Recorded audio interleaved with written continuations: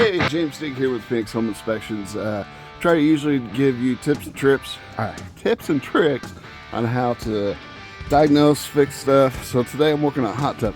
Never fails. 17 degrees outside, and hot tub quit working. It quit working about 2 nights ago. My water temperature is actually 70 degrees, so no risk of freezing. But if I wait a little bit longer, it will. So let me show you what I've got going on here. So this is my GFCI disconnect. Typically when it's tripped, it'll look like that where it's got the red thing. So what you want to do is kill your power to it. And then what I was doing is just a process of elimination. I have a Royal Spa. I love Royal Spas. I'm not getting paid for saying that. But what I like about Royal Spas is the simplicity of them. Let me show you. I've got everything turned away, and I'm going to show you how I went about to figure out what was wrong. So usually your control box looks like this. I took the screw, pulled this out. First thing I did was unplug everything that's over here. Once I unplugged all that, I made sure that was turned on, and what I did was I flipped my on switch here. I went back over to my GFCI, and I know this is a little far away from your thing. I'll have to look at the code, but I'm going to be relocating it. But I turned it on, and that tells me that everything's good. What I'm not telling you is when I did that, it's still tripped. So I'm killing the power because I'm still working on it. So if you unhook everything and it still trips, what that's telling you is it's probably your heating element. Heating elements are good for like 5 to 10 years. And so what I did was, so this is your thermostat, your heating element. I took some of the screws.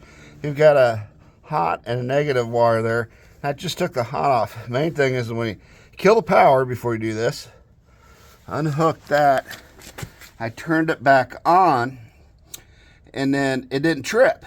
So, okay, I know I've got a bad thermostat, or I'm sorry, not a thermostat, a heating element. So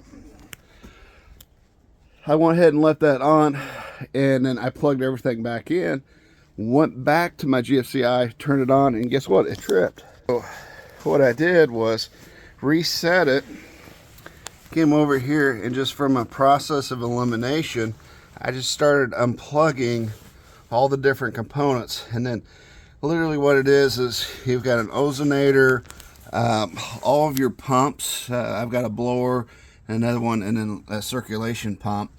I unplugged them all, and what happened was once I unplugged this cord here, it kept it from tripping. Okay, so I want to repeat this because I kind of might have been a little misunderstood. So what I was saying, to process of elimination, you have all these cords on the side. Unplug one, reset your GFCI circuit breaker, turn the power on. If it trips, unplug. Plug one of them, move down, reset your GFCI, turn the power back on.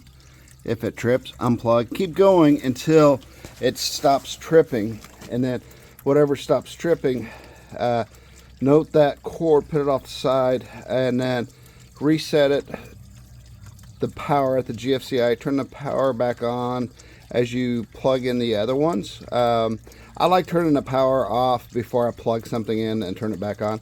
They keep going back, so that way make sure you don't have more than one device going off. So I just followed this cord, came over my circulation pump. Well, my circulation pump is causing it to trip. My heating element is causing it to trip. So I'm just going to replace both. Okay, so I just got back from Royal Spa. So this is the container it takes off. I'm just going to show you what it looks like outside because it's hard to see. So you've got a couple screws, which are like the two ends are mounting screws.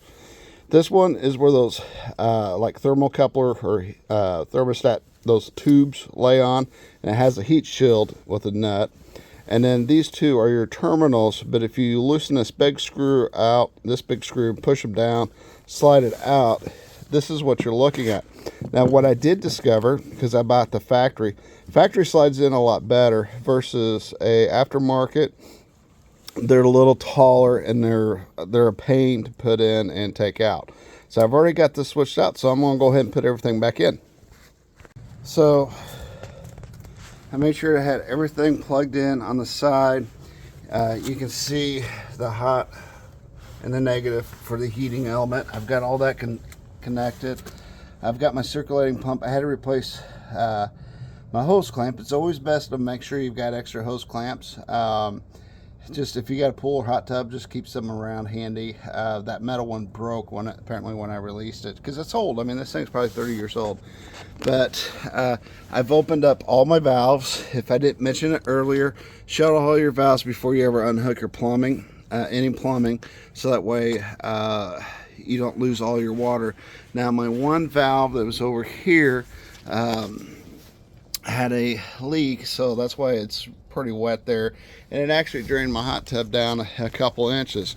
So before I even turn the power on to cause me any more issues, I'm going to raise my level up to where I get to my skimmer on my air filter, or I'm sorry, my water filter. I've opened up the bleeder so that way I can push all the air out.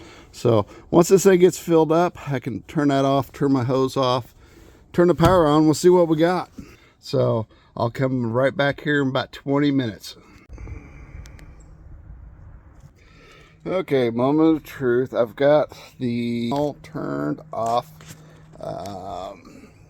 I've got the water up enough that's probably about 2 inches above the intake. So I'm not going to run the jets, but I'm going to go over here, turn the power back on.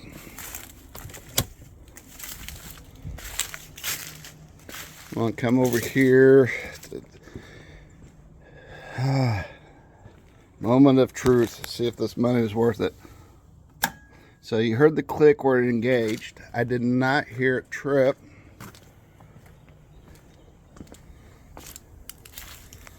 It's not tripped there. And you can probably hear that pump running where it's pushing the air. The air's out of the hole. You can see the jets are running. I'm not going to run it till I get it completely full. I still got to put this cover on, so I may turn the power off.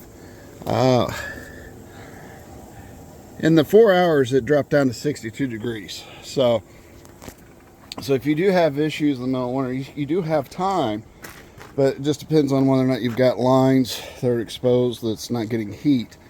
But as you can see, I got to rebuild the sides on it, but that's how you kind of troubleshoot and figure out. The number one cause usually is the heating element. Something that can cause them to trip, if you're not familiar, is they've got a skimmer there that unscrews. If that gets clogged up, it causes the reduces the pulling. You can see I got rust on my hand. Clogged filters will do it. But hopefully that helps you kind of get a little bit of understanding on how to troubleshoot a hot tub. I've got $400 in it because I had to buy a pump. If I didn't have to buy that stupid pump, that was probably $300. I did buy their factory heating element. Being an aftermarket, it worked great, but I mean, it lasted 3 years, so maybe I should have bought the factory to begin with. So until next time, I'll catch you later. Thanks. Bye.